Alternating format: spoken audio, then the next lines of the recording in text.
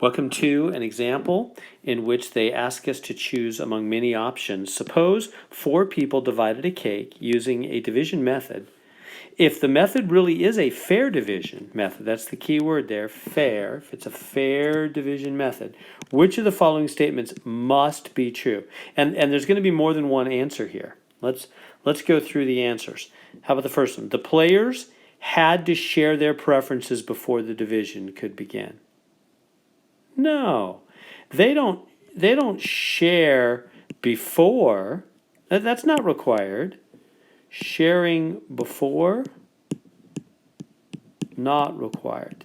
A lot of times they don't share their preferences until after the division has happened, right? Part of it is the secrecy.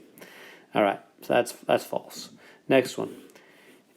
Every player likes their piece better than any other person's piece. Is that what happens in fair division? When it's done, everybody likes theirs better? Not necessarily. No, these methods, these fair division methods, they only, what do they do? They guarantee, here's what they guarantee.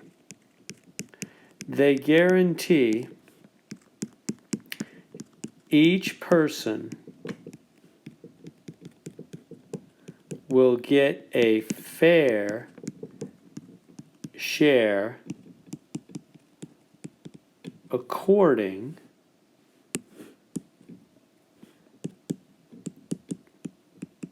to their value system. Each person will get a fair share according to their value system. That's what it guarantees. Not that they're going to like their piece better. No. All right, next one. If player A values their piece as 25%, player B will also value it. Is that what it guarantees? That the 2 players will have the same value? No. No, definitely not. No. Everyone has different values. No, they're not going to value things the same. Next is player A must value their piece as exactly 25%. Well, is that what we said? Each person will get a fair share according to their value system. And what's a fair share with 4 people? If you take 100%, which is the whole thing, and you divide that among 4 people, you get 25%. So is this right? 25%? Almost. Careful. It says exactly 25%. No.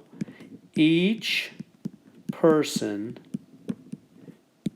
you might say, well, yeah, that's what it said. They each get 25%. No, they get 25% or more. Right? They could get more. Right? They don't have to get exactly. It's not exactly 25%. It's 25% or more. That's what a fair share is, 25 or more. It's okay to have more. It doesn't guarantee they're going to get more, but it doesn't say they're going to get exactly 25. That's not right. All right, next. The same method would have worked if the players had different preferences, but the division might have been different. Yeah, exactly true. That's right.